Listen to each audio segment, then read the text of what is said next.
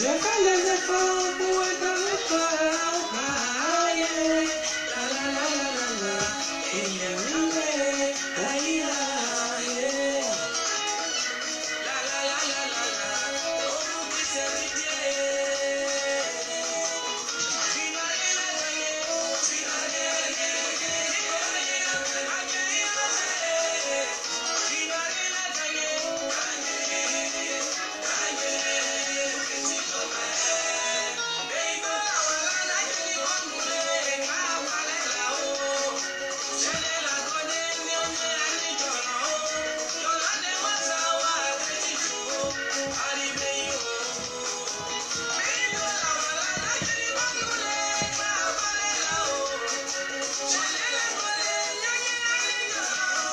ok. Nous avons la musique et commencer la vidéo. Bonsoir, bonsoir.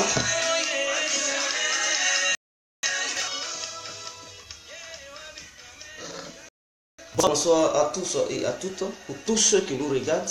Voilà, tous ceux qui sont branchés à leurs appareils, ordinateurs ou téléphones. Alors, ici, j'aimerais vous faire voir une petite vidéo datant des années 90. Voilà, donc une vidéo dans laquelle l'ex-président, son excellence, M. Laurent Gbagbo, faisait des déclarations. Voilà, et les déclarations qui vont rattraper les Gbagbo en fait, qui nous ont fait croire que ce dernier n'était pas un caméléon politique, il n'était pas un roublard, et qui ne roulait pas les gens dans la farine. Mais nous allons voir Laurent Gbagbo qui tient un discours, c'est-à-dire il dit matin c'est vert, le soir il dit c'est rouge. Hein? De jour en jour il change de bouche. Nous allons voir réellement qui a envoyé Alassane en Côte d'Ivoire, qui a réellement imposé Alassane aux Ivoiriens, parce qu'il ne faudrait pas que les gens se trompent. Qui a imposé Alassane aux Ivoiriens après la mort de Houphouët-Boigny? Qui a imposé Alassane aux Ivoiriens? Donc, si les Ivoiriens, d'autres Ivoiriens qui supportent Gbagbo disent que Alassane est un produit pur fabriqué par les Occidentaux, par les impérialistes, c'est que Laurent Gbagbo aussi, il fait partie de ce produit pur. Parce que Laurent Gbagbo a bel et bien soutenu Alassane Ouattara. Donc Laurent Gbagbo ne pouvait pas dire aux Ivoiriens que Alassane, il ne savait pas qui soutenait Alassane, il ne savait pas qui était derrière Alassane. Mais si tu mènes un combat et que tu combats un système, et si toi, en tant qu'un leader, tu es conscient que ce système que toi tu combats soutient un élément, un politicien au sein de ton pays, mais toi aussi tu dois combattre ce politicien. Mais tu ne dois pas faire alliance avec ce politicien et combattre un autre politicien. Alors, et demain, te détacher de ce politicien pour dire, toi, tu suis un chemin droit et que c'est l'autre qui suit un faux chemin et que c'est l'autre, les impérialistes soutiennent et que toi, un impérialiste ne te soutient pas. Laurent Gbagbo est un gros menteur. Je vous ai dit toujours que c'est un mythomane.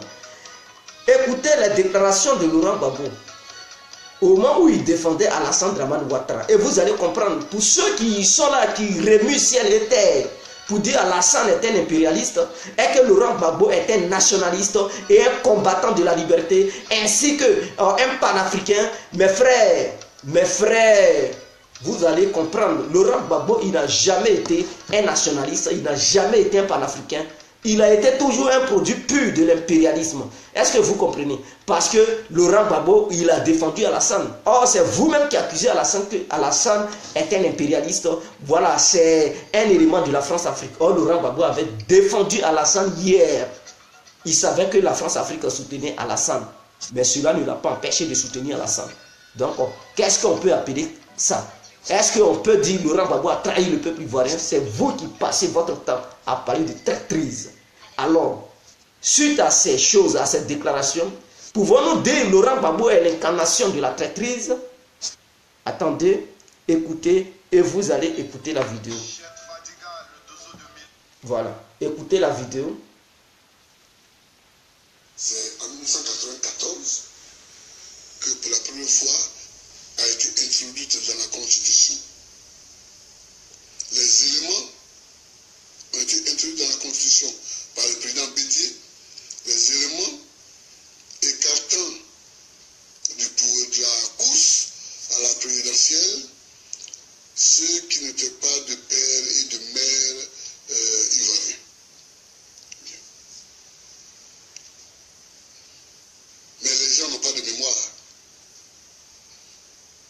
font comme si c'est moi qui ai créé cela. Alors qu'on peut relire les minutes des débats à l'Assemblée nationale et voir que j'ai combattu ce projet de loi. Le président de la République lui-même déclare dans le centre que le débat est clos et que le code électoral sera appliqué intégralement. Puisque le PDCI aime l'adverbe intégralement, moi je leur réponds par l'adverbe, je lutterai résolument.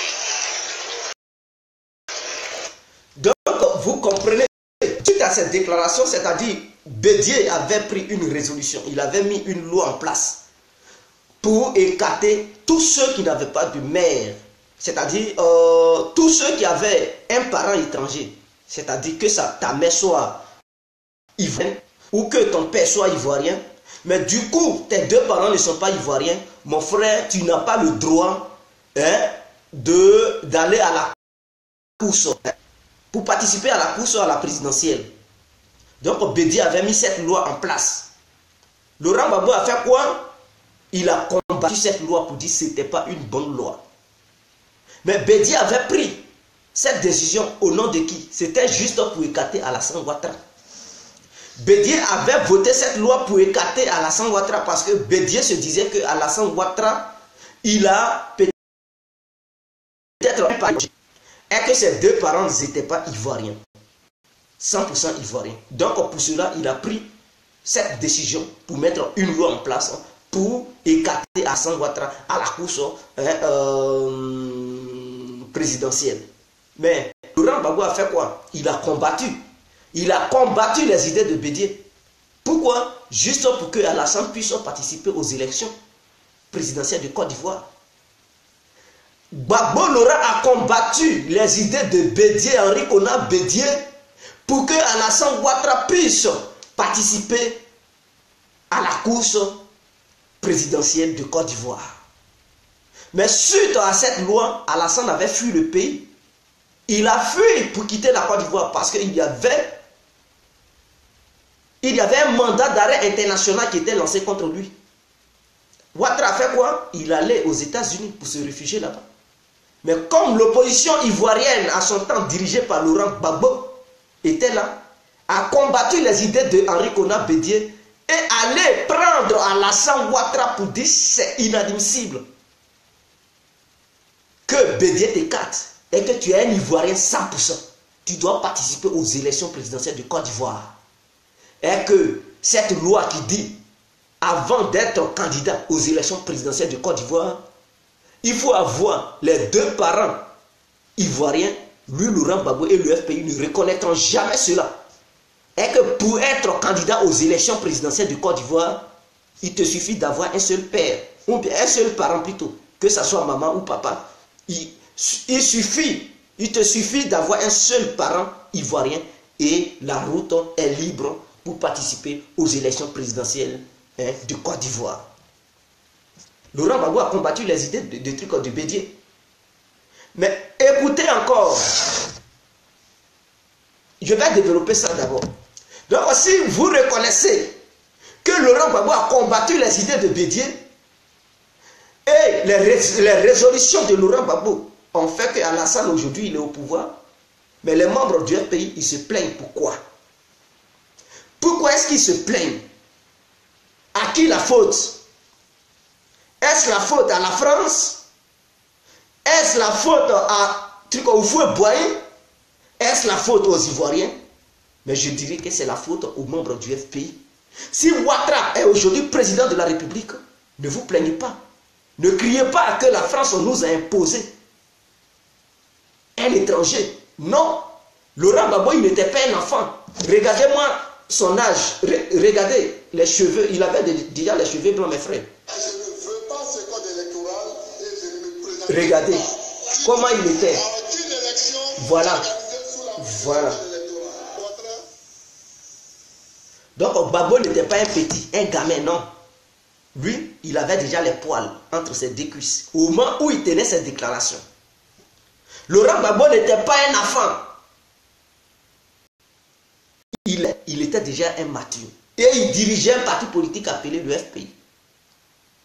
Mais en déclarant aux yeux des Ivoiriens, parce qu'un autre, il n'aime pas le crâne de Bédié, Henri Konan Bédié. Et comme Bédié a pris une décision pour dire à Lassane n'a pas le droit de se présenter en Côte d'Ivoire, Laurent Gbagbo, il combat Bédié parce qu'il n'aime pas Bédié. Bédié l'énerve, parce que Bédié fait partie du PDCI. Et donc, lui, Laurent Gbagbo, c'est inadmissible de laisser une telle loi passer. C'est-à-dire, en Côte d'Ivoire, les politiciens, eux, ils regardent leurs propres intérêts. Ils ne regardent pas pour demain. Quand quelqu'un prend une décision, ils ne se tiennent pas compte de la décision que la personne prend. Mais tout simplement, ils n'aiment pas le crâne de la personne, ils vont combattre la personne. Oh, cette décision que la personne prend, peut-être ça va aider les Ivoiriens dans le futur. Non, eux, ils s'en battent les couilles. Ils s'en battent les couilles, ils s'en foutent. Que ça sauve les Ivoiriens, ça ne les sauve pas, ce n'est pas leur problème. Ils regardent leurs propres intérêts. Laurent Gbagbo aussi, il se souciait tant des Ivoiriens. Et qu'il ne voulait pas que ces militants et partisans traitent d'étrangers aujourd'hui, s'il ne voulait pas que cet étranger dirige les Ivoiriens de nos jours, il n'allait pas combattre les idées d'Henri Konan Bédié. Il n'allait pas aller à l'encontre de cette loi d'Henri Konan Bédié. Combattre les idées d'Henri Konan Bédié avec les militants et les sympathisants, ainsi que les partisans du pays, ainsi que les cadres. Ils n'allaient pas combattre les idées d'Henri Konan Bédié. Ils allaient plutôt accepter les idées d'Henri Konan Bédié. Mais non, ils ont combattu les idées d'Henri Konan Bédié tout simplement pour déstabiliser Henri Konan Bédié. C'était leur projet. Faire coalition avec le RDR, on appelait ça le parti unique.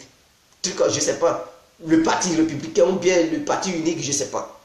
Pour combattre le PDCI. Pour cela, Laurent Gbagbo, cela ne l'a pas empêché de s'allier à l'étranger que vous dénoncez aujourd'hui. Et Alassane l'étranger, il est étranger. Cela ne l'avait pas empêché à son temps de faire coalition avec l'étranger pour combattre un Ivoirien. Parce que vous reconnaissez que Henri Konan Bédié est Ivoirien.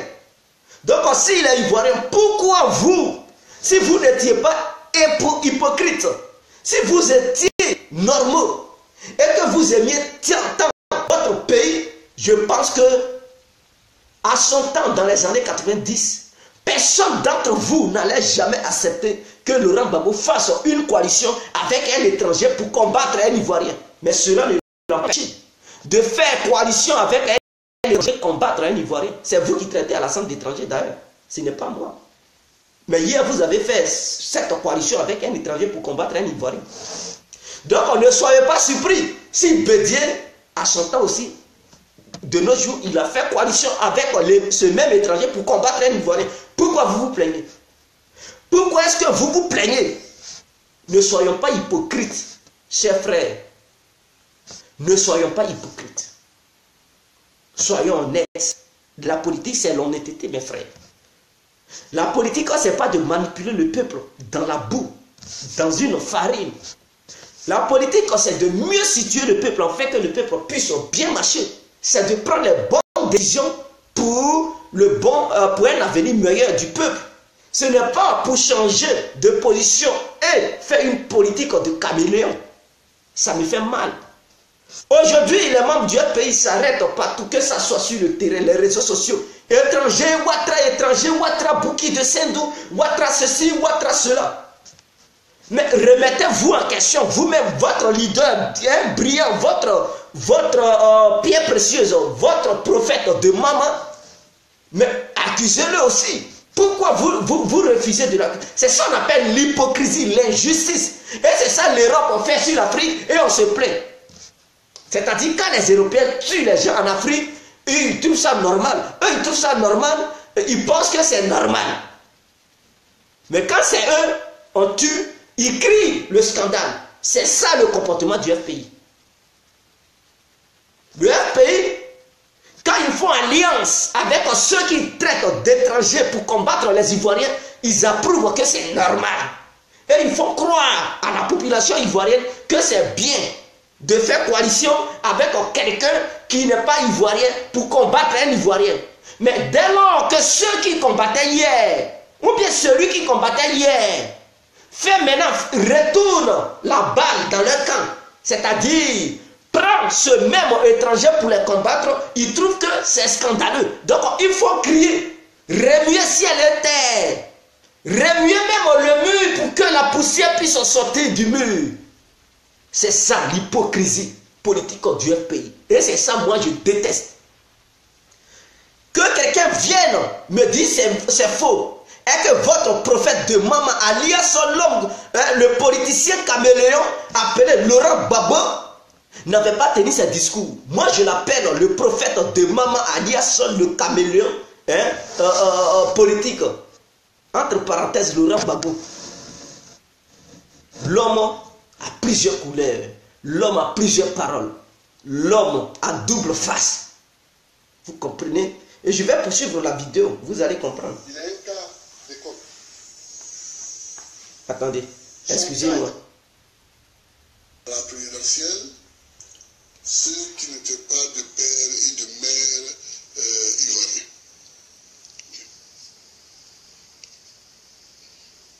Mais les gens n'ont pas de mémoire.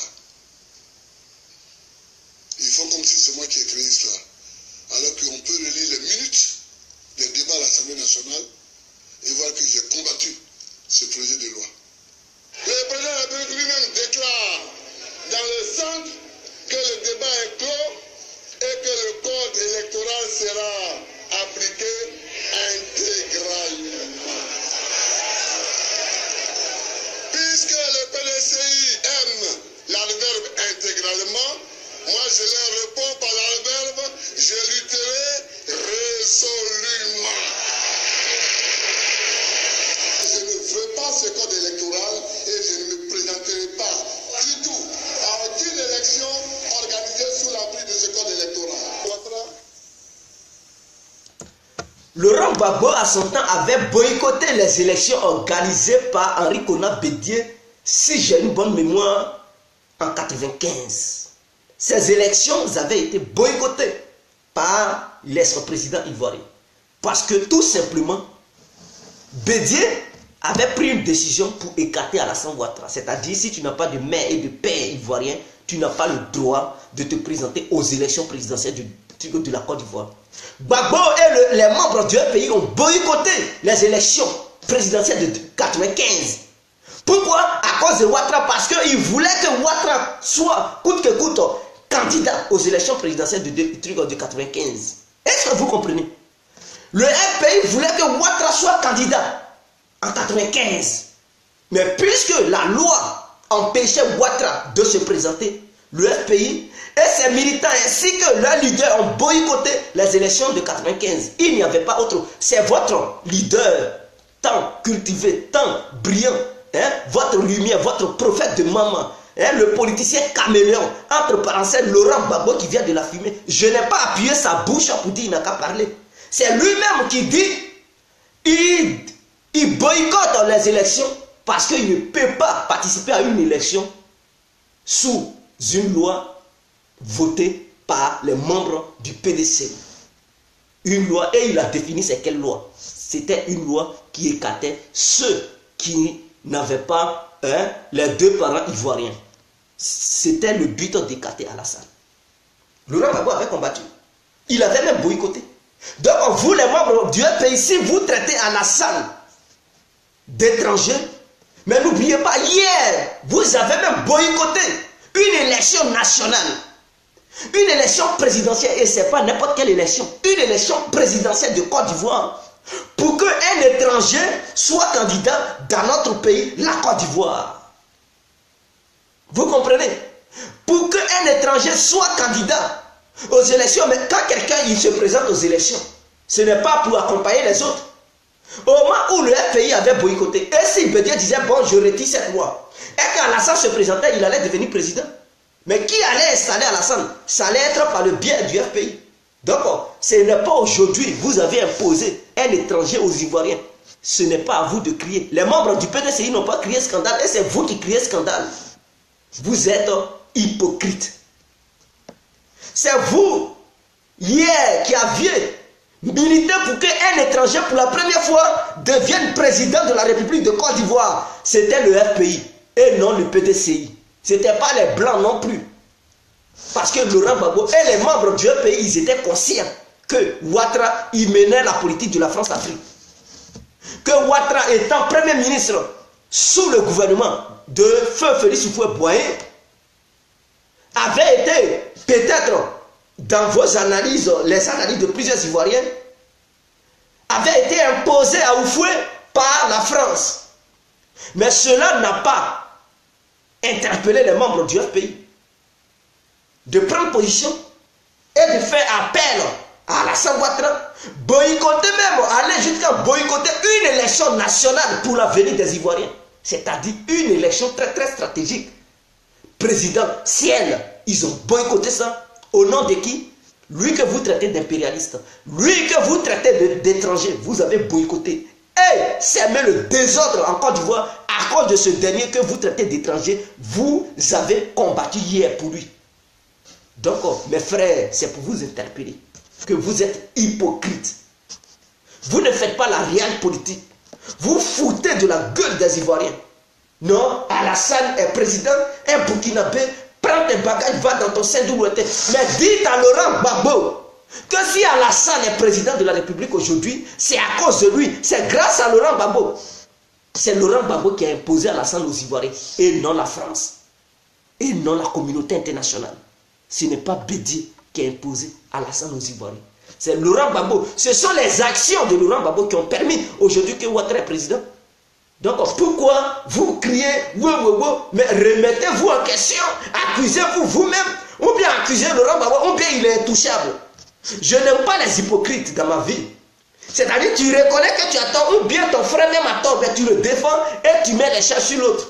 C'est comme l'Europe, qui sait qu'elle finance les terroristes de l'autre côté. Quand on commence à mater les terroristes, ils accusent ceux qui matent les terroristes et disent oui, crime contre l'humanité. Mais eux, ils ne cessent même pas de financer les terroristes.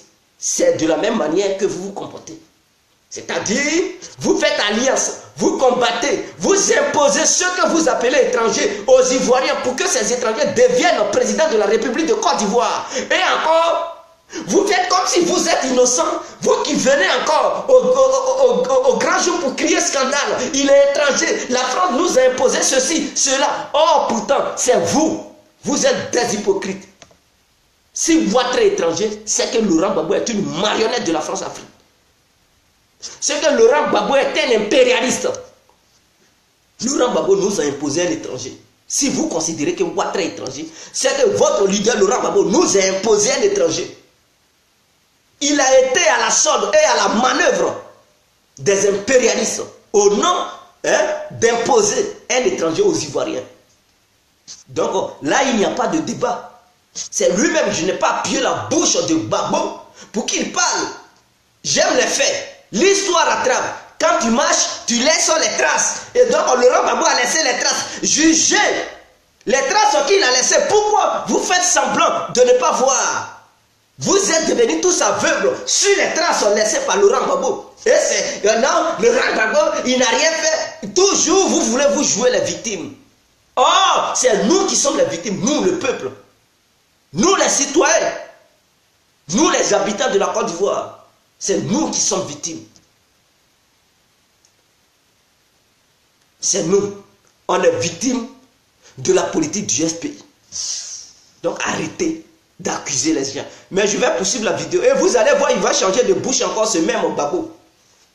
Parce qu'il voyait que Ouattara ne l'arrangeait plus. Il met encore un autre article pour écarter Ouattara. Regardez. Il a un cas d'école. Attendez. Son cas est un cas d'école. Excusez-moi, je vais agrandir la vidéo. Dans la vie politique en Côte d'Ivoire, mais aussi en Afrique et dans le monde. Et son cas est devenu un cas de passion. Quand tu dis Alassane Ouattara, t'es juif. On ne sait pas encore ce que tu vas dire. On te juif déjà. C'est devenu un cas de passion. J'avais dit aussi, ce qui avait ému certaines personnes, que j'étais choqué que M. Ouattara soit candidat à l'élection présidentielle. Parce qu'il avait travaillé tantôt comme burkinabé, tantôt comme ivoirien, et que ça me choquait. Ça avait ému des personnes, mais je le répète, je suis choqué. C'est-à-dire qu'on ne peut pas être haut fonctionnaire, selon moi, dans un pays, pour un pays, et puis après se retrouver dans un autre pays où on est candidat à la présidentielle là-bas. Moi, je n'ai jamais dit ça. On dit aussi que la... Vous voyez l'incohérence de ce monsieur, c'est-à-dire il sait, il est conscient. Il savait que Ouattara avait travaillé comme un haut fonctionnaire pour un État appelé le Burkina. Quelque part, je ne sais pas si c'est à la CEDEAO, et il signait sur le franc CFA d'avant. Laurent Gbagbo et son équipe, les membres du pays, eux tous ils savaient que Ouattara avait travaillé pour un autre pays. Mais cela ne les a pas dérangés de boycotter une élection présidentielle de Côte d'Ivoire parce que Bédié a refusé que Ouattara participe à cette élection. Pourquoi? Pourquoi ces incohérences? C'est lui-même qui a dit, Laurent Gbagbo, nous avons boycotté parce que la loi ne nous arrangeait pas. La loi ne captait pas Laurent Gbagbo, la loi écartait Ouattara. Mais Laurent Gbagbo a dit non, c'est inadmissible. Pourquoi Bédié, Henri Konan Bédié met cette loi en vigueur? Pourquoi il applique cette loi? Pourquoi il écarte Alassane Dramane Ouattara? Pour ça, lui il boycotte les élections de 95 avec son équipe, les membres du FPI. Parce que lui, Laurent Gbagbo et son équipe, ils voulaient que Ouattara soit candidat aux élections présidentielles. Vous comprenez? Maintenant, en 2000, Laurent Gbagbo il tient encore ce nouveau discours pour dire qu'il est choqué parce qu'il a dit Alassane ne peut pas être président, candidat aux élections parce qu'il a été un haut fonctionnaire. Parce que ce dernier, il se voit prioritaire. Il voit que oui, lui et Gueye, ils sont là. Donc, il veut maintenant écarter encore Alassane. C'est-à-dire, quand ça vous arrange, c'est normal. Quand ça ne vous arrange pas, non, vous trouvez que c'est scandaleux. Je n'aime pas l'hypocrisie politique. Je n'aime pas parce que le FPI était faible face au PDCI en 95. Le FPI savait qu'il ne pouvait pas remporter une victoire sur le PDCI en 95. Il fallait coûte que coûte faire une alliance avec le RDR dirigé par Alassane Ouattara pour que ensemble ils puissent prendre le pouvoir dans la main des gens du PDCI. Mais comme Bédié, étant intelligent, avait voté cette loi pour écarter Alassane Ouattara, afin que le FPI ne puisse pas peser sur les élections, Laurent Gbagbo a crié scandale. Pourquoi Bédié applique cette loi? Pourquoi il prend une décision? Pourquoi il écarte Alassane Ouattara? Pourquoi que Alassane Ouattara est bel et bien ivoirien? Laurent Gbagbo allait jusqu'à même aller chercher Alassane Ouattara aux États-Unis pour dire tu es bel et bien ivoirien. Nous allons boycotter les élections. Il a pensé faire cela pour que Henri Konan Bédié retire la loi pour que les membres du RDR et du FPI fassent une alliance et combattre Bédié pour arracher le pouvoir à Bédié. C'était ça sa stratégie. Et c'est Laurent Gbagbo qui était le leader de cette coalition. Il était le leader de cette coalition. Ils avaient fait même une coalition. Mais la loi n'avait pas permis cela. Alors, ils ont décidé de boycotter cela. En 2000, maintenant, il change de bouche. Il dit qu'il est choqué parce qu'il a dit quelqu'un qui a été un haut fonctionnaire dans un autre pays ne peut pas être candidat à une élection présidentielle. Mais il savait ça. Pourquoi hier, il disait aux Ivoiriens, et il boycottait une élection, c'est-à-dire un avenir pour les Ivoiriens. Il boycotte ça. Et ils sèment des troubles dans notre pays à cause d'un étranger. Et aujourd'hui, parce que tu es aux affaires, tu dis non, tu as été choqué. Voilà des gens. Voilà des gens qui envoient des troubles dans des pays. Et vous voulez dire que celui-là, il avait une bonne politique? Si Alassane s'est intéressé tant à la politique ivoirienne, c'est grâce à Laurent Gbagbo. C'est à cause de Laurent Gbagbo. Donc, ne critiquez pas Alassane, ne critiquez pas Alassane. Pour dire il est étranger, ceci, il tue, il n'a qu'à aller, mais dites à Laurent Gbagbo, qu'est-ce qui t'a, allez-y à la CPI pour lui demander, qu'est-ce qui t'a poussé à aller chercher Alassane à Washington, qu'est-ce qui t'a poussé à aller boycotter les élections de 95 à cause de Ouattara, qu'est-ce que tu avais vu? Pourquoi? Le pays avait fait croire aux Ivoiriens, parce que beaucoup d'Ivoiriens ne savaient pas, beaucoup étaient des enfants quand Laurent Gbagbo tenait ses discours. Ils ont grandi avec ces discours de Laurent Gbagbo. Ce n'est pas étant grand que Laurent Gbagbo va changer dedans. Non, non, non. Eux, ils vont toujours. Parce qu'un enfant, c'est que tu lui dis. L'éducation que tu lui donnes, c'est dans ça qu'il grandit. Et quand il grandit, ça c'est bloqué dans sa boîte crânienne. Est-ce que vous comprenez? Donc, les discours que Laurent Gbagbo tenait dans les années 94, 95, il y avait des gens qui n'avaient même pas encore 18 ans. Ils ne savaient pas d'où Alassane Ouattara il venait. Il était ivoirien, il n'était pas ivoirien, ils ne savaient pas. Maintenant, eux, ils ont tant aimé leur leader, Laurent Gbagbo, qui leur dit, pour la première fois l'histoire de la Côte d'Ivoire, un grand leader comme Laurent Gbagbo, c'est-à-dire il faisait partie de l'opposition, qui dirigeait toute l'opposition, vient au grand jour pour dire Ouattara est bel et bien ivoirien. Et il boycotte tous les Ivoiriens. Beaucoup d'Ivoiriens l'ont suivi dans ces boycotts. Parce que pourquoi Ouattara n'a pas été candidat aux élections? Donc beaucoup ont dit, ah, Ouattara, c'est qu'il est ivoirien. Donc il est ivoirien. Alors, et plus tard, encore 5 ans plus tard, il change de bouche. Mais les gens, ils commencent à douter. Quel est ce dernier?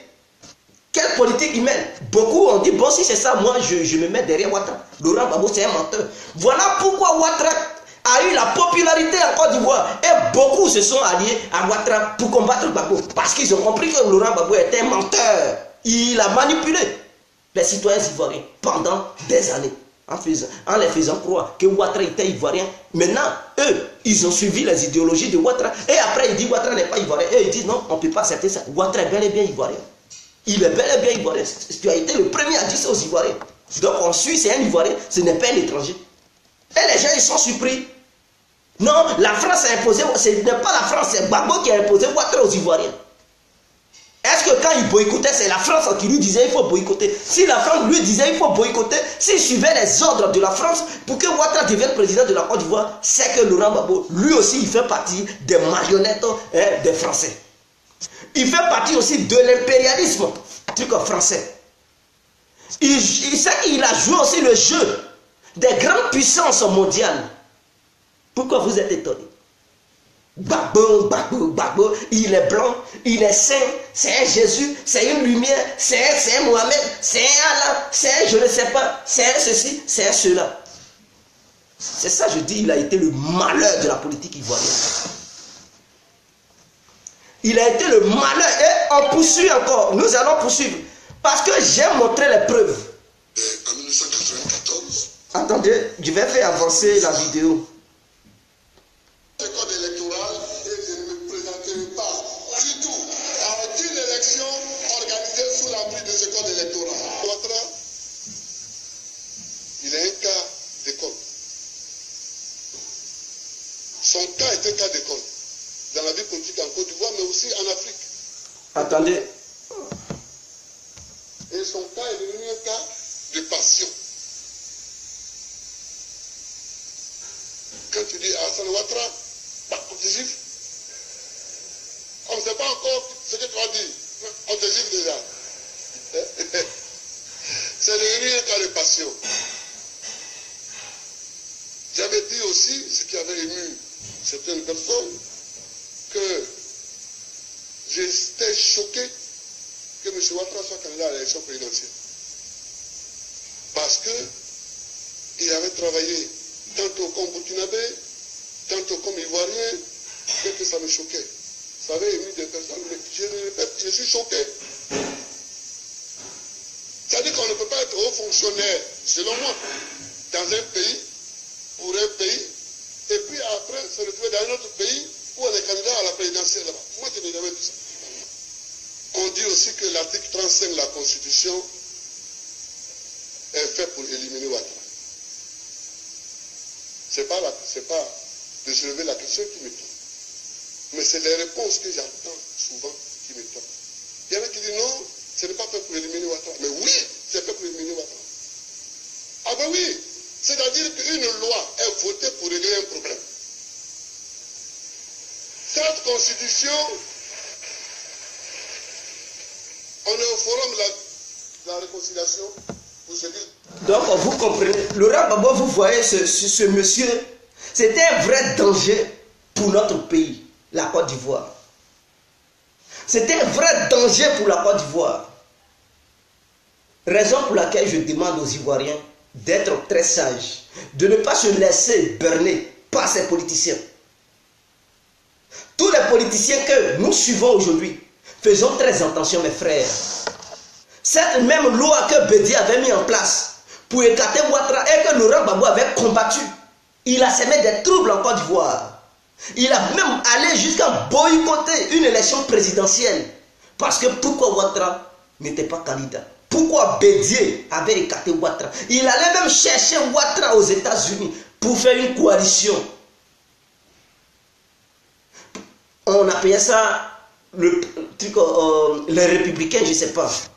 Leur coalition, on appelait ça truc, parti unique, ou bien les républicains, un truc comme ça. Aujourd'hui, maintenant, il est devenu président, c'est-à-dire en 2000, les années 2000. Il vote encore même loi que Bédié avait voté pour écarter Ouattara. Ces mêmes lois-là, article 35, il met ça en pratique, il renvoie encore, il ramène encore cette même loi pour écarter Ouattara. Et il dit non, Ouattara, il a travaillé comme un haut fonctionnaire d'un autre pays. Donc, il ne pouvait pas être candidat aux élections présidentielles du Côte d'Ivoire. Donc, c'est comme si, en 1995, Ouattara n'avait pas encore travaillé pour le Burkina. Mais avant que Ouattara n'arrive en Côte d'Ivoire, en tant que Premier ministre, il avait déjà même travaillé pour le Burkina. Ou bien les membres du pays, ils n'étaient pas instruits sur ça, ils ne savaient rien sur ça. Il avait même déjà travaillé pour le Burkina, comme haut fonctionnaire de l'État burkinabé. Il a même travaillé pour la BCEAO en tant que burkinabé. Il était gouverneur de la BCEAO en tant qu'un burkinabé. Donc en 1995, Laurent Gbagbo ne devrait pas dire aux gens que Ouattara était bel et bien ivoirien et qu'il devrait être candidat. Et en 2000, les années 2000 changeaient de position pour mettre encore une loi pour bloquer Ouattara. C'était pourquoi? C'était pourquoi cette manipulation envers le peuple ivoirien? Pourquoi les membres du pays nous ont manipulés? Et quels sont ceux qui croient encore en cela? Est-ce que tout ce qu'ils disent comme déclaration, vous faites encore confiance à ça? Parce que le chien ne change jamais sa manière de s'asseoir. La tortue ne peut jamais changer sa nourriture jusqu'à ce qu'elle va quitter sur cette terre. C'est que tu manges ta nourriture préférée. Tu ne peux jamais changer. Un animal ne change jamais sa nourriture préférée.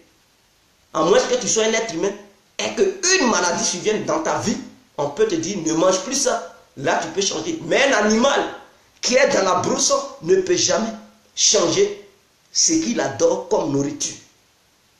Donc, les membres du pays ne peuvent jamais changer leur langue de bois dans leur politique. Ce sont des gros menteurs, des mythomanes, des manipulateurs, des gens qui confrontent les gens, les uns contre les autres. Mais en votant cette loi, ils s'attendaient à quoi? Est-ce qu'ils ne s'attendaient pas à une déstabilisation de la Côte d'Ivoire? Imaginons aujourd'hui que ce même Ouattara, il vote une loi pour dire, c'est-à-dire le leader du pays, je ne sais pas, mais n'a pas le droit de se présenter parce qu'il a une nationalité douteuse. Et il prend une décision pour écarter même le pays de la scène politique.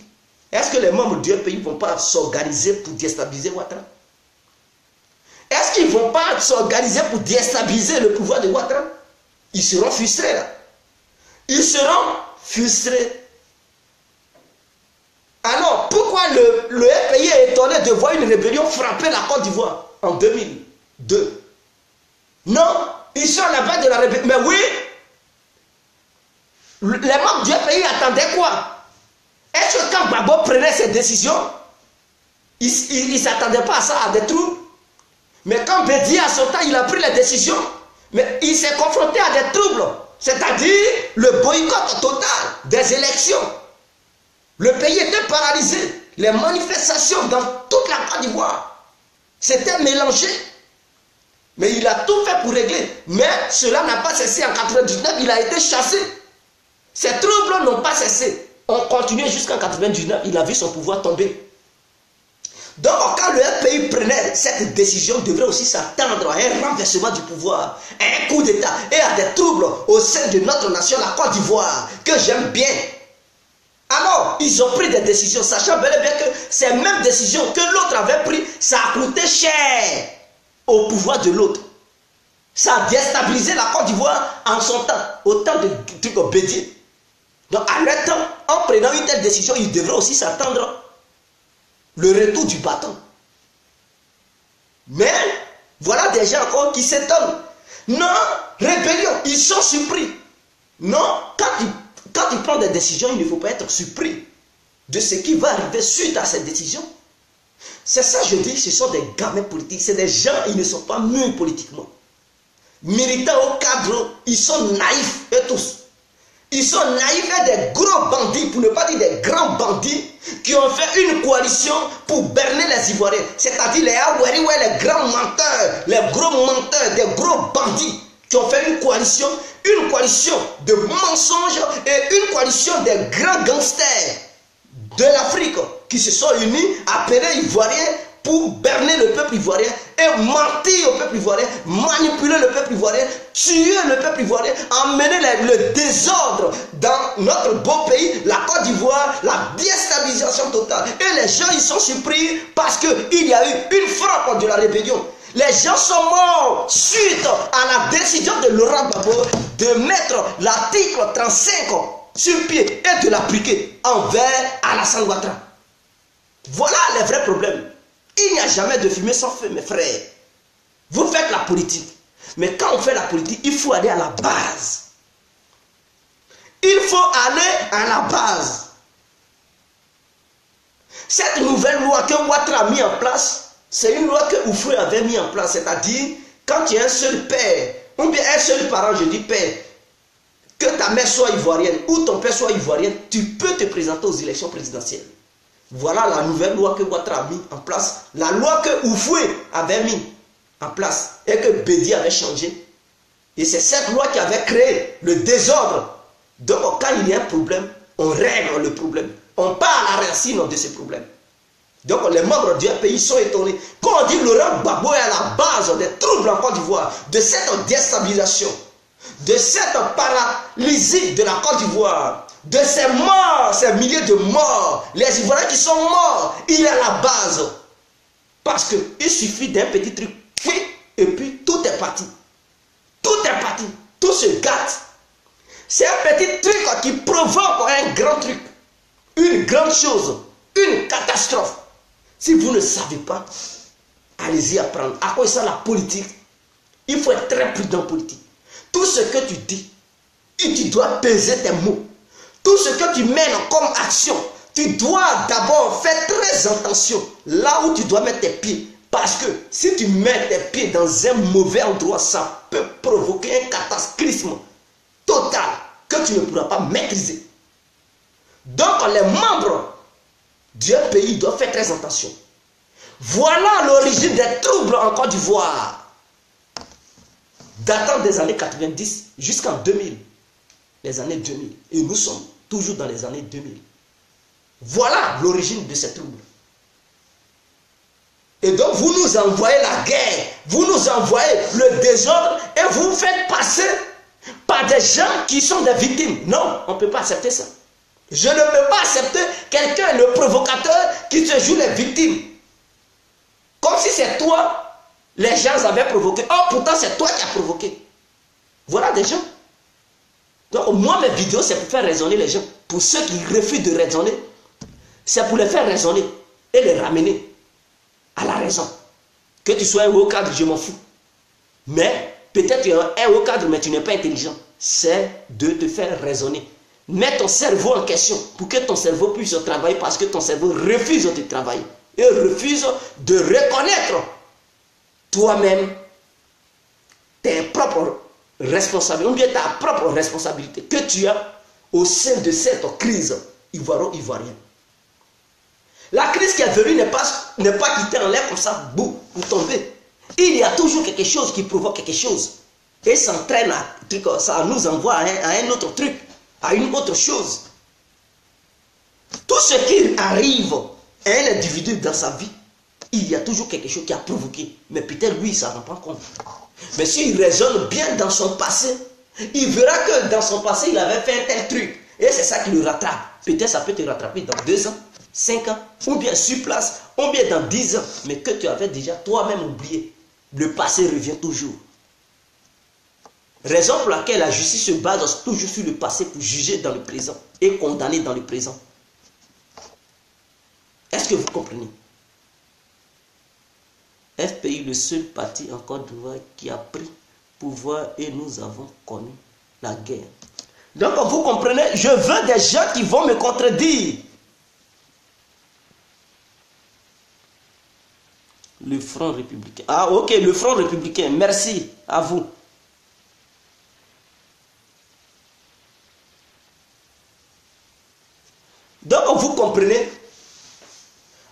aujourd'hui, arrêtez d'accuser les gens d'être des étrangers.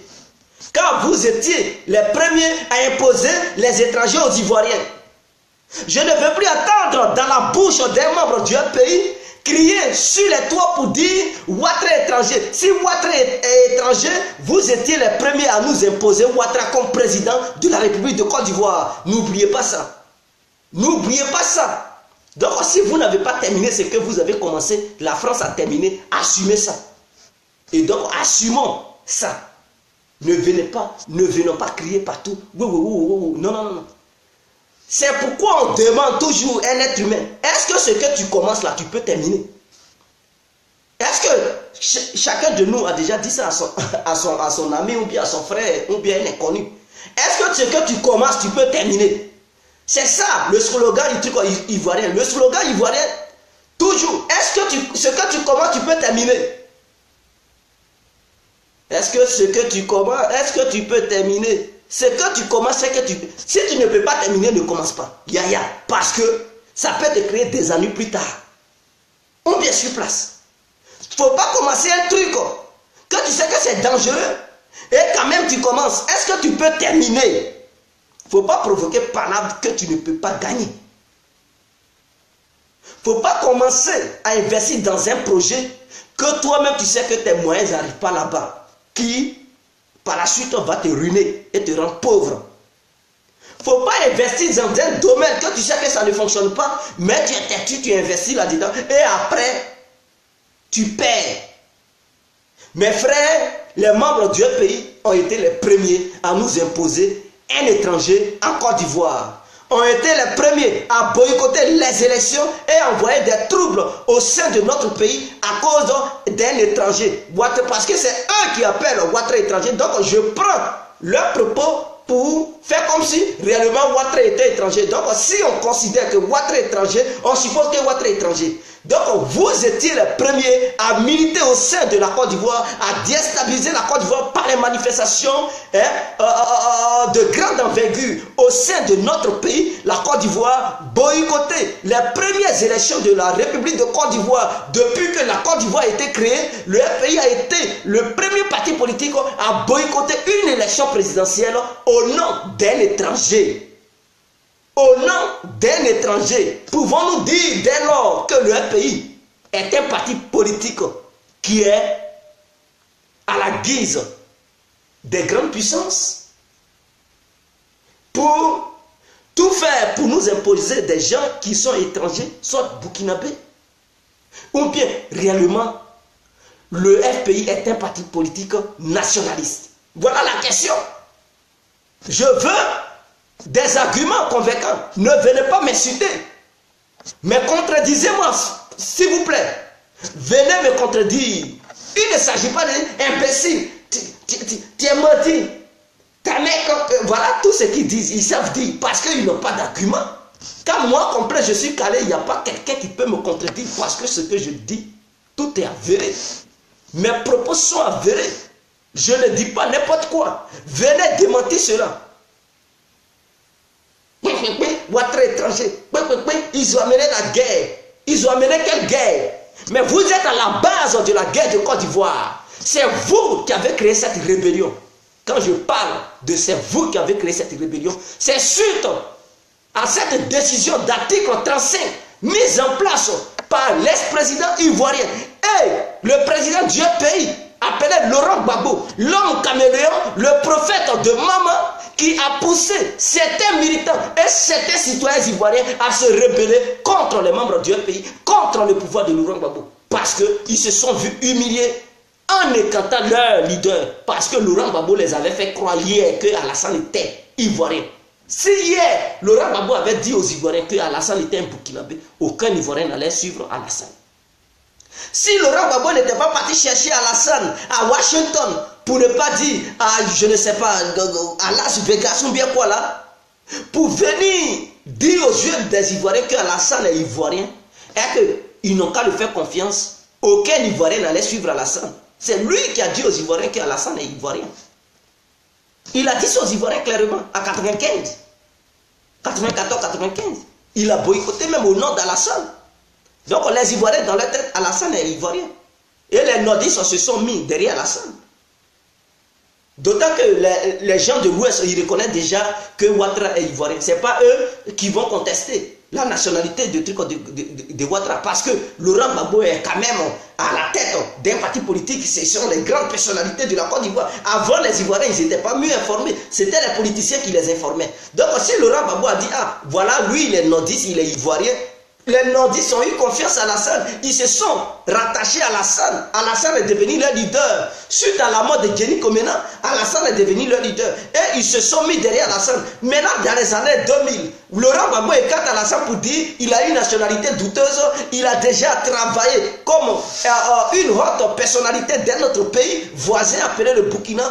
Dès lors que non, lui, Laurent Gbagbo, il ne peut pas accepter qu'un tel élément participe à une élection présidentielle de Côte d'Ivoire. Donc pour cela, il prend une décision pour déclencher l'article 35, c'est-à-dire il prend une décision pour voter une loi que son prédécesseur avait voté et que lui-même avait combattu. Il ramène encore cette même loi en place dans les années 2000 pour écarter Ouattara. Alors dès lors qu'il prend une telle décision, les nordistes ils se sont vus humiliés. Ils disent non, pas question, Ouattara est ivoirien. Nous allons combattre pour amener le truc Ouattara au pouvoir, car s'il s'agit des élections, Laurent Gbagbo n'acceptera jamais, les membres du pays n'accepteront jamais que Ouattara soit candidat. C'est une rébellion qui va les pousser à céder. Voilà comment ils se mettent ensemble pour former une rébellion, pour frapper pour la première fois la Côte d'Ivoire.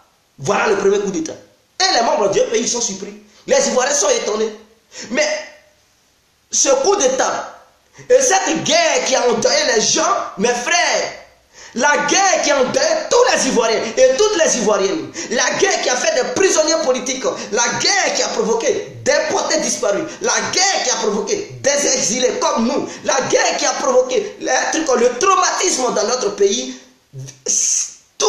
tous ceux qui sont impliqués et ceux qui ont provoqué cette guerre, ce sont les membres du FPI. Et c'est le parti politique appelé le FPI qui a provoqué ça. C'est le FPI qui a provoqué ça. Ne cherchons pas midi où il n'y a pas 14 heures. Ne cherchons pas science où il n'y a pas de géographie. Le FPI est à la base du mal de la Côte d'Ivoire. Même la crise qui a déclenché en 2011, ils ont été à la base encore. Toutes les décisions qu'ils prennent sont des décisions qui vont à l'encontre du peuple.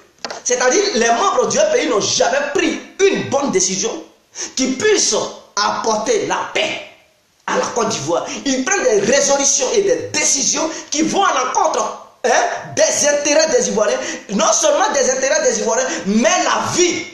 Leurs décisions vont à l'encontre de la vie des citoyens ivoiriens. Voilà. On n'a qu'à se dire la vérité. Votre loi, article 35, a déclenché un coup d'État. Ça a provoqué des morts en Côte d'Ivoire. Il y a eu des morts en Côte d'Ivoire. Votre décision suite à cette élection de 2010, lors des contestations des résultats présidentiels, ça a déclenché encore une crise. C'est-à-dire dans votre vie. Et même lors de votre prise de position en 1995, ça a provoqué un boycott national qui était désordonné, les pillages, il y a eu des morts ce jour-là. Vos décisions que vous prenez à chaque fois que vous devez mener, faire une sortie, ça provoque la mort. Ça provoque des morts, ça provoque le désordre, ça provoque la déstabilisation, ça provoque tout ce qui est mauvais au sein de notre société. Et vous voulez encore faire quoi? Faire croire quoi aux gens? Moi, je ne laisse pas à faire. Je n'ai pas dit j'aime Ouattara, je déteste Ouattara aussi. Mais je veux que dans notre vie, à un moment donné, on n'a qu'à être responsable. On n'a qu'à être reconnaissant. Si tu as des erreurs, tu as fait des erreurs dans ton passé, il faut reconnaître tes propres torts. Mais tes torts, il ne faut pas mettre ça sur l'autre. Parce que ce sont tes décisions. Tu ne peux pas insulter quelqu'un et tu vas attendre la douceur. Tu ne peux pas m'insulter. C'est-à-dire, on est côte à côte, tu m'insultes et tu penses que je vais te caresser. Mais c'est un coup de poing direct qui vient. Donc, si tu m'insultes, tu es en face de moi, tu me traites de la manière que tu ne dois pas me traiter. Mais c'est un coup de poing, un tapioca gauche que tu vas recevoir sur ton visage baillard. Et tu vas comprendre la douleur. Donc quand tu m'insultes, au moment où tu es en face de moi, c'est une douleur terrible, terrifiante, que tu vas recevoir sur ton visage. Donc si les membres du pays ont pris une décision, comme un article écartant un leader d'un groupe de peuple en Côte d'Ivoire, mais ils devraient s'attendre à un coup d'État. Mais c'est clair. C'est clair. Donc dans cette histoire de crise, chacun a ses responsabilités. On ne peut pas dire c'est les membres, c'est ça les membres du RDR, c'est Ouattara, c'est Ouattara. Ouattara, Gbagbo, Sangaré, Soro, Guillaume, Brégoudéo, ils sont tous impliqués là-dedans. Ils ont été des politiciens, des manipulateurs, des gens qui n'ont pas arrangé la Côte d'Ivoire, des gens qui ont participé à la déstabilisation de notre pays. On doit assumer.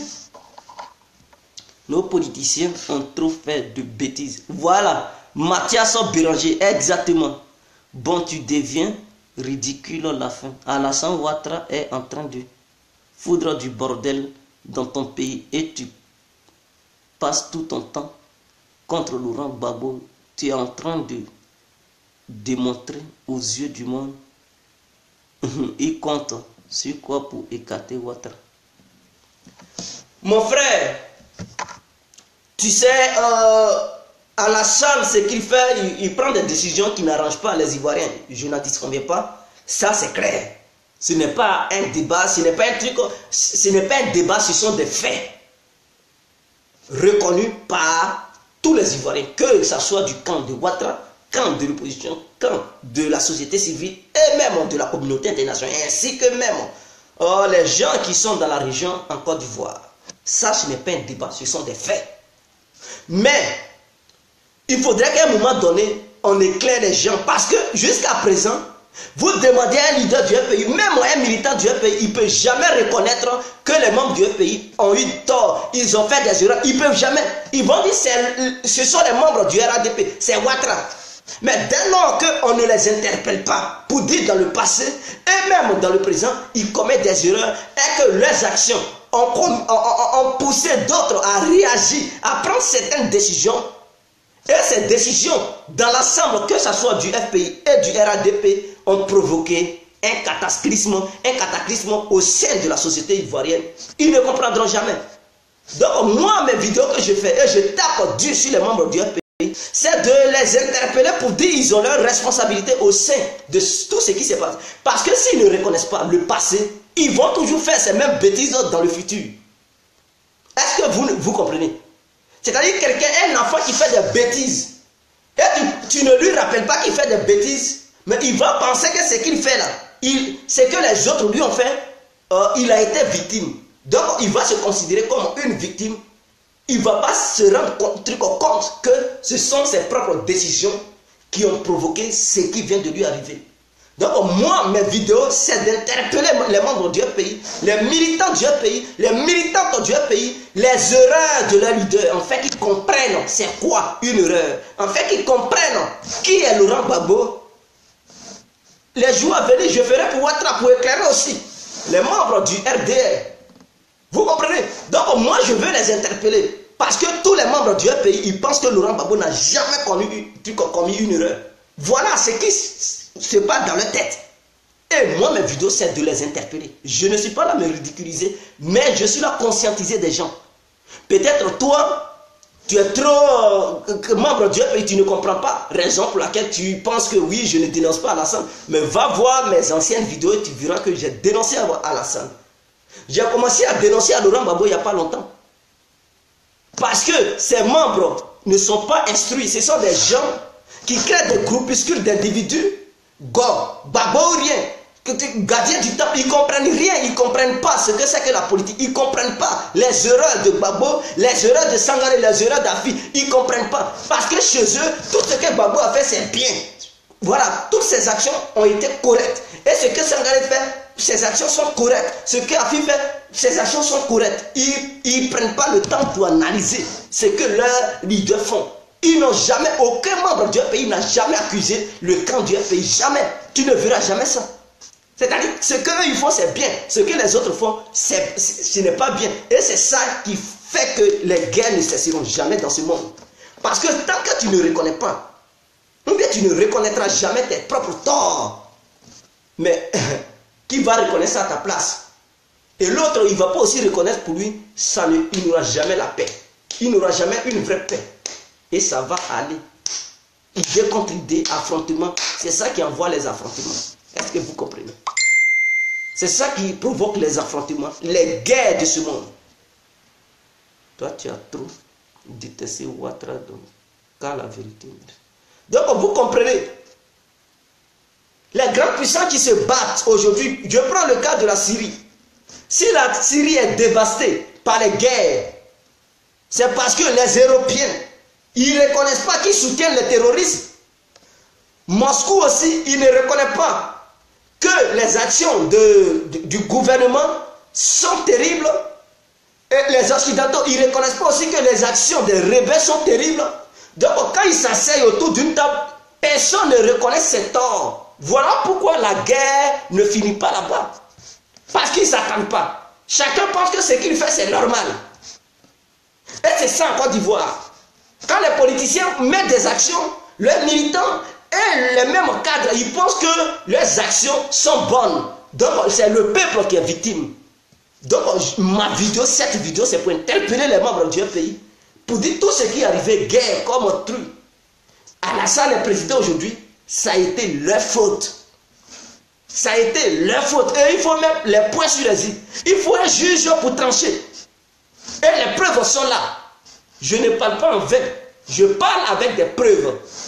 Si c'est quelqu'un d'autre qui avait interprété ça, ils allaient dire, oh, lui là, il est qui? C'est un menteur. Mais c'est leur propre leader, c'est-à-dire leur propre chouchou. Le prophète de Maman Gbagbo, ça sort de la bouche de Gbagbo. Donc là encore, il n'y a pas un membre, même que ce soit le leader du pays, il n'y aura pas un qui va contester ce que je suis en train de dire. Parce que c'est leur petit chouchou.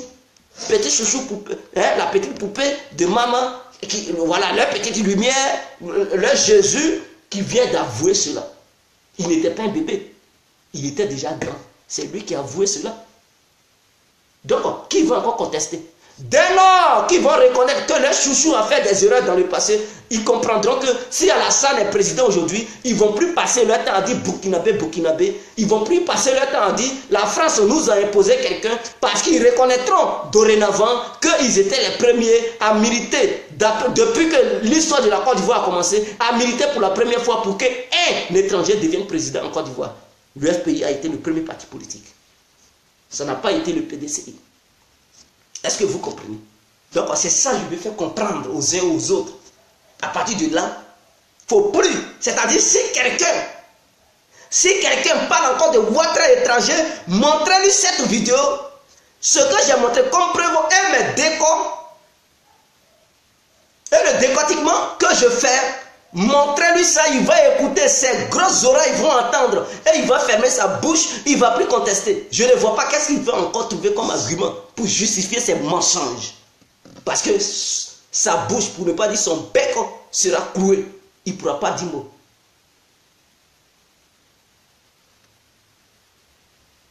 Donc, je finis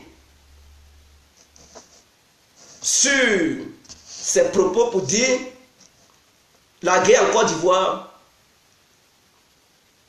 on ne peut pas accuser un camp et laisser un camp. Tous les deux camps ont leurs responsabilités. Et donc, reconnaissons d'abord nos propres actions avant de mettre le chapeau sur l'autre. Chacun doit reconnaître ce qu'il a fait en Côte d'Ivoire. Car tous sont coupables. Nous sommes tous coupables dans cette histoire de déstabilisation du Côte d'Ivoire. Parce que les décisions de certains ont poussé d'autres à réagir. C'est comme si toi tu es là, quelqu'un il t'insulte. Mais est-ce que tu vas sourire avec ce dernier? Mais tu vas réagir avec une violence. Maintenant, si le bagarre se déclare, ou bien ça se déclenche, qui est à la base de ça? Voilà, qui a provoqué qui? Il ne s'agit pas de dire c'est lui qui a porté main, c'est lui qui est mauvais. Non, mais qui a provoqué qui et puis qui a porté main? Une fois que les Ivoiriens comprendront qui a provoqué qui et qui a réagi, ils comprendront quels sont ceux qui ont été à la base de la crise. Car il n'y a pas de fumée sans feu. Gbagbo a pris la décision, Ça fait réagir Ouattara et son équipe. Bédié avait pris des décisions. Ça avait fait réagir Laurent Gbagbo et son équipe. Et ça conduit la chute de truc Bédié en 99. Donc, quand tu parles, tu insultes, il faut t'attendre à une douleur. Mais c'est idem en politique. Quand tu prends les décisions, il faut t'attendre à un retour très violent. C'est clair. Rien ne se négocie dans cette vie. C'est-à-dire, il ne faut pas attendre le paradis pour dire tout. Non, non, non. Tout se règle ici-bas.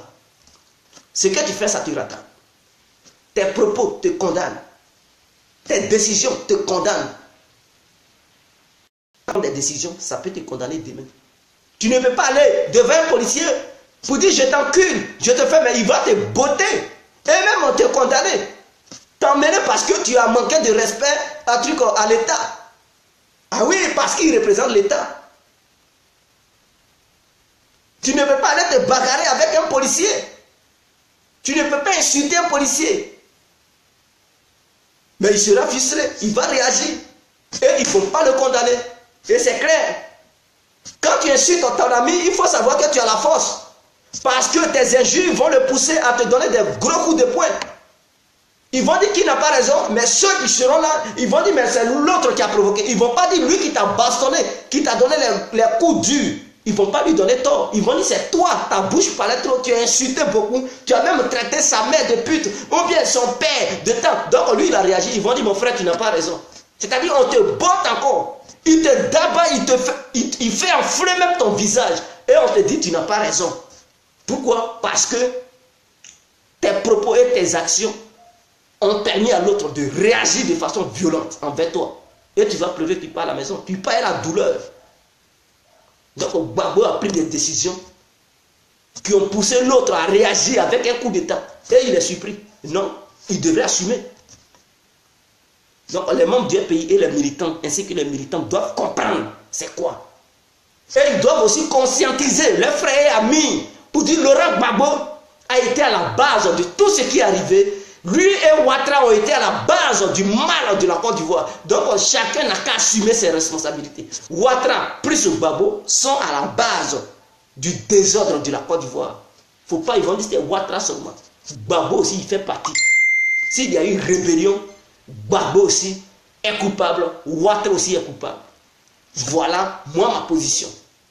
Du coup, où je sais que les deux ont été coupables dans cette crise qui a provoqué la mort de plusieurs Ivoiriens, je ne peux plus traiter un de Dieu et l'autre de Satan. Je dirais que tous les deux sont de Satan. Si je traite l'autre de lumière, je dirais aussi que l'autre est lumière. Parce que on va les mettre dans la même marmite. Ce sont les mêmes personnages. Ils ont les mêmes visions. Laurent Gbagbo n'est pas saint, Ouattara n'est pas saint. Laurent Gbagbo est un barbare, Ouattara est un barbare. Voilà ma qualification envers ces deux hommes. Donc il ne faut pas donner le lait à un et donner les feuilles qui grattent à l'autre, l'acide à l'autre, jamais. Ça, ce n'est pas ma position. Et donc beaucoup vont comprendre pourquoi je dénonce la politique de ces deux individus. Beaucoup comprendront. Voilà ma position. Quand je dénonce, c'est pour vous interpeller, pour dire en politique, et nous le peuple, nous qui sommes les citoyens de la Côte d'Ivoire, à nous de ne pas être des idiots et des hypocrites. Soyons reconnaissants à un moment donné et tranchons. Soyons les libres arbitres. Ne prenons pas parti. Tranchons les choses telles qu'elles sont. Tranchons les choses telles qu'elles sont. Si d'autres doivent militer pour dire bon, il faudrait que justice soit faite. Tous ceux qui ont été impliqués dans cette histoire n'ont qu'à être jugés et condamnés. Je peux dire, ça c'est clair, c'est normal. C'est normal. Que ce soit RDS, que ce soit FPI. Si on doit arrêter tous ceux qui sont impliqués, qui ont été impliqués là-dedans, jugés, condamnés, moi, ça va m'apaiser le cœur. Ça va me faire tellement du bien. Parce qu'ils sont tous coupables. RDO, FPI, ils sont tous coupables. Ils ont massacré les Ivoiriens. Ils ont tué les Ivoiriens. Donc je ne vois pas un parti politique qui est honnête, qui est blanc comme le kaolin ou bien la neige. Non, ils sont tous des barbares, ils ont du sang dans leurs mains. Le sang des Ivoiriens, ils ont sang dans leurs mains. Donc il n'y a aucun parti politique qui est juste en Côte d'Ivoire. RDR, FPI, même chose. Et égal à même chose. Aucun parti politique n'est bien. Vous devez comprendre. On doit commencer à partir de la personne qui a fait qu'il y ait eu des morts. Il est à la CPI parce qu'il a été vaincu et il n'y a jamais de justice de vainqueur. Slémy connaît. Il ne s'agit pas de dire qu'il est à la CPI parce qu'il a été vaincu. Mais c'est ça que je dénonce. C'est-à-dire, Gbagbo est là-bas. Mais qu'est-ce que l'opposition fait pour que l'autre aussi soit là-bas? Est-ce que c'est dans le désordre? C'est ça que je dis, c'est des gens, ils ne sont pas mûrs dans leur tête. Ils ne savent pas quelle politique ils font. Et ils ne savent pas quelle ligne il faut suivre. C'est-à-dire, ils font des erreurs. Et ces erreurs vont les rattraper demain. Ils seront encore surpris.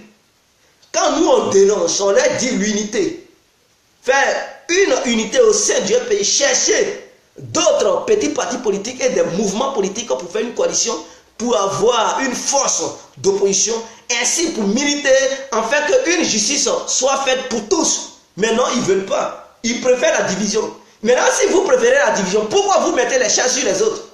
Les autres, ils ont fait une coalition, ils sont en harmonie. Dès lors qu'ils sont en harmonie et vous êtes divisés, vous êtes faibles, mais qui va encore faire quoi que ce soit pour qu'on les poursuive? Mais personne. Donc vous êtes affaiblis, ils profitent. Donc ce sont les actes de chacun qui rattrapent chacun. Ils vont accuser qui? Si ceux qui sont au pouvoir ne sont pas poursuivis, vous allez accuser qui? Mais c'est l'opposition qui doit s'accuser lui-même. Elle-même plutôt. Parce que les opposants de Côte d'Ivoire, les membres du pays, ils sont divisés, ils ne militent même pas pour créer des mouvements politiques, aller faire appel aux petits partis politiques, afin d'avoir une très bonne coalition politique, avoir une force et militer pour demander la justice pour tous. Non, ils ne font pas ça. Est-ce que ceux-là, ils se plaignent pour justice? Vous les avez déjà vus parler de justice? Chacun parle pour son ventre. Et vous allez accuser qui? Ouattara. Non, ce n'est pas Ouattara. Ce sont les membres du pays. Regardez sur les réseaux sociaux. Ils ne font que se dénigrer entre eux. Il n'y a jamais eu quelqu'un, un militant du pays, étant sur les réseaux sociaux, parler de la paix.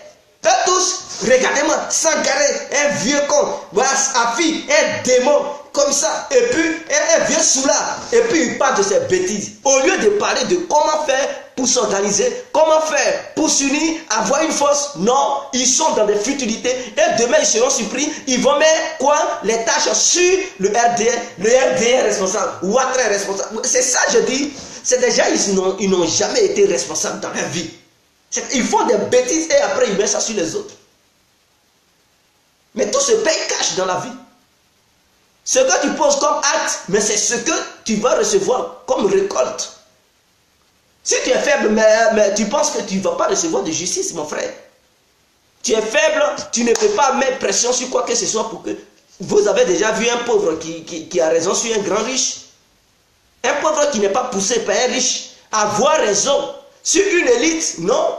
Si tu es pauvre et que tu dois poursuivre une élite, il faudrait qu'une autre élite te soutienne. Comme ça, tu auras raison et tu seras récompensé. Mais toi seul, aller seul, mon frère, c'est un échec. Donc, si tu n'es pas fort, tu ne peux pas affronter le fort. C'est comme un louba et puis un pépéro, un pygmée, qui vont s'affronter, mais il connaît déjà sa défaite. Oh, si un louba est là, et puis les pygmées sont nombreux, mais le louba il sera inquiet. Il va dire, oh, faut pas, ils vont me taper ici, faut pas, ils vont me faire tomber. Et du coup, il va commencer à négocier.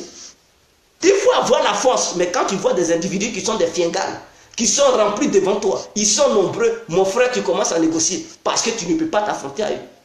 Si le pays affaibli, mais il va lui, il est comme le louba, mais il va piétiner les petits, parce qu'ils ne sont pas unis, ils sont désunis, le désordre, mais il va les piétiner. Et s'il les piétine, vous allez accuser qu'il Ouattara. Non, c'est eux-mêmes, ils sont leurs propres trucs en destruction.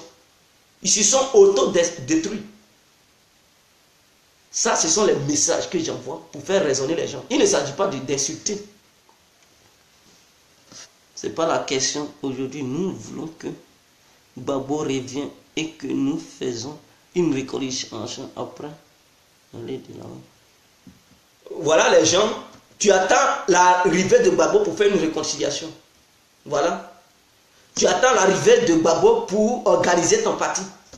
Tu attends l'arrivée de Gbagbo pour conquérir le pouvoir. Mais pourquoi avec une telle mentalité les gens peuvent évoluer? Est-ce que tu as déjà demandé l'avis de Laurent Gbagbo après tout ce qu'il a subi? Une fois libre, il va encore se mêler de la vie politique. Est-ce que vous êtes allé là-bas pour demander son avis, hein? Est-ce que vous êtes sûr à 100% de le voir être libre? Ça c'est deux.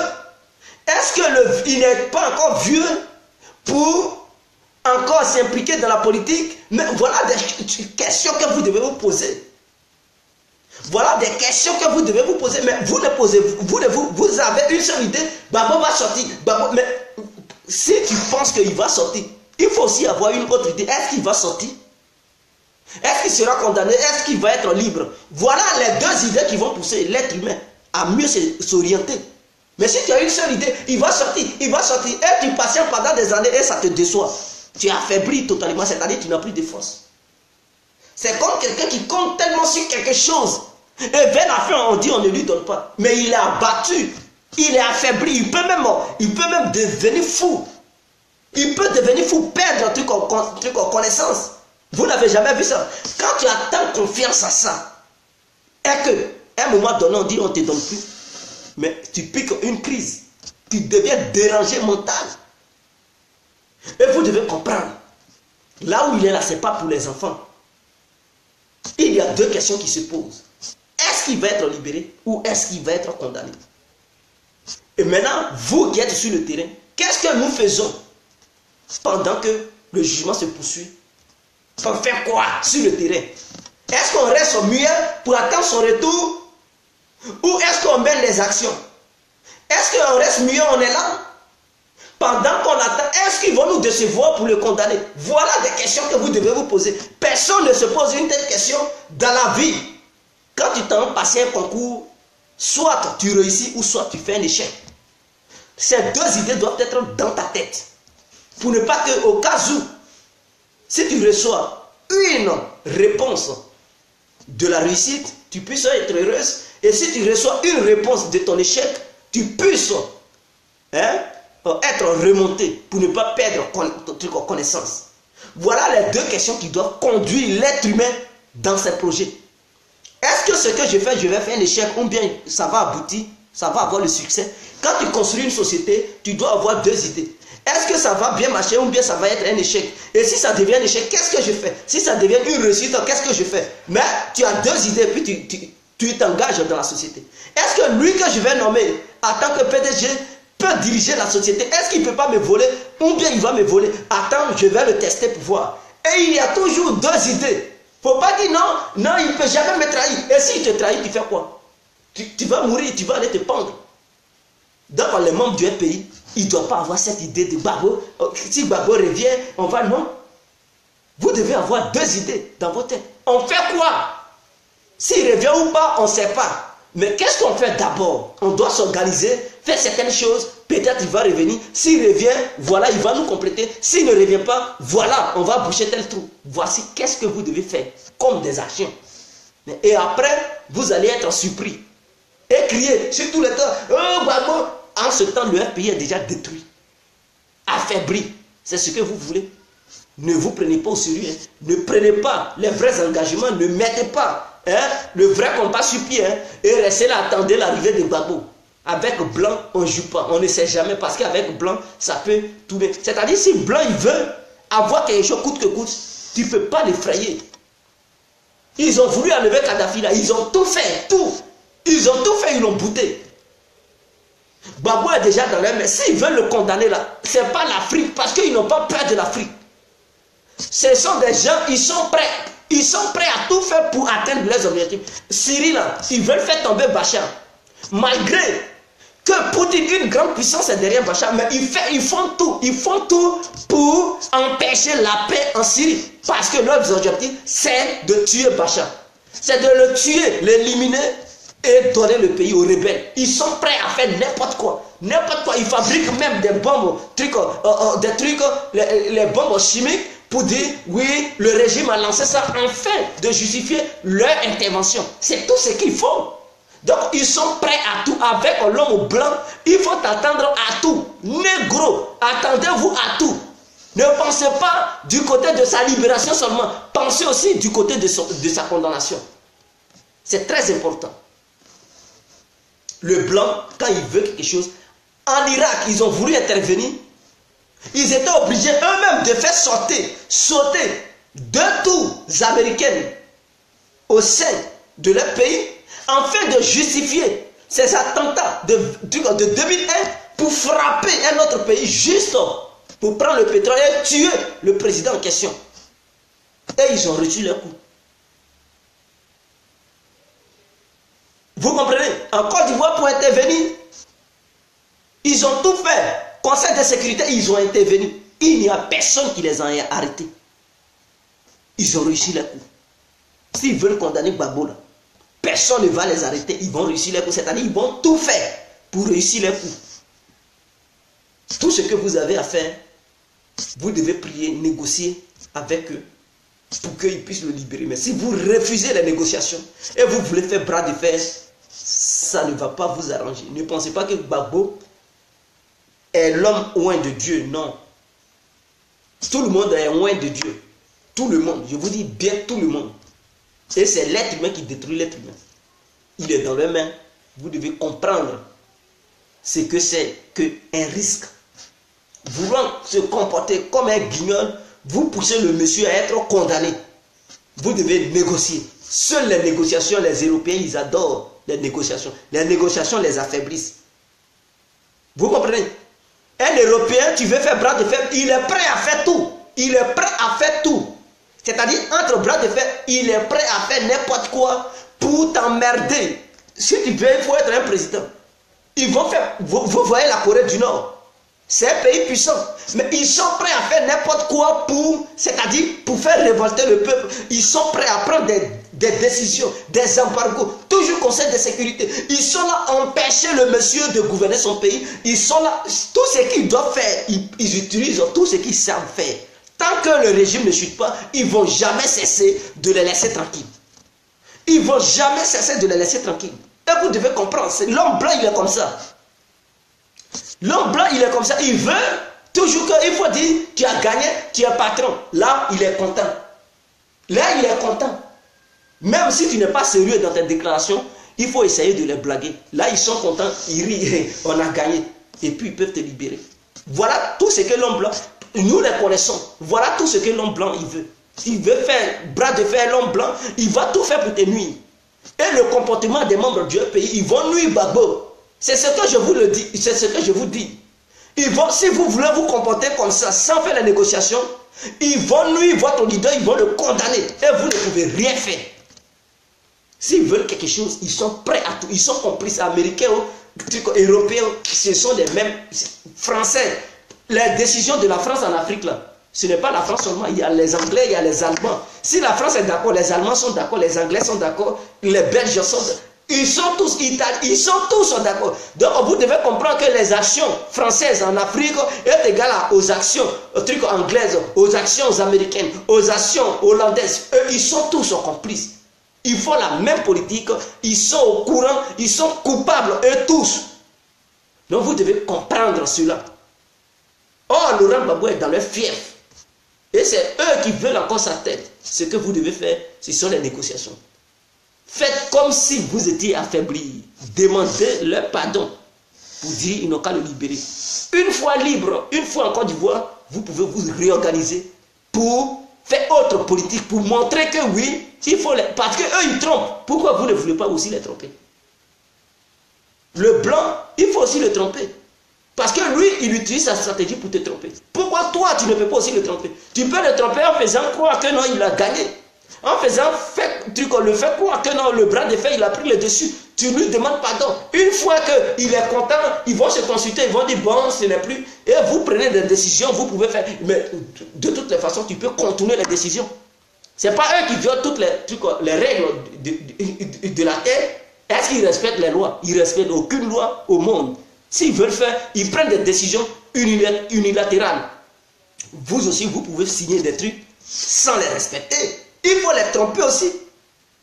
Pourquoi vous refusez? Quelqu'un qui est un grand politicien, il trompe. Ils vont dire, ah, il nous a berné, il nous a menti. Mais c'est ça parce qu'il est plus intelligent que toi. Il te ment, il te blague. Tu dis, il m'a roulé dans la farine. Il ne respecte aucune truc règle. On a signé des accords, il respecte. Mais oui, il est intelligent. Donc soyez intelligent pour libérer Gbagbo. Si vous voulez le libérer, soyez intelligent. L'intelligence, on ne s'achète pas. Hein? C'est inné. Et aussi, on apprend ça. Soyez intelligent, devenez intelligent.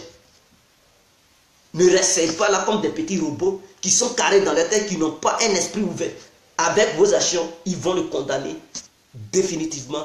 Et vous allez avoir vos gros yeux pour pleurer. C'est fini, basta. Vive la Côte d'Ivoire, vive les Ivoiriens. C'était l'incontournable Guerre compris. Ciao.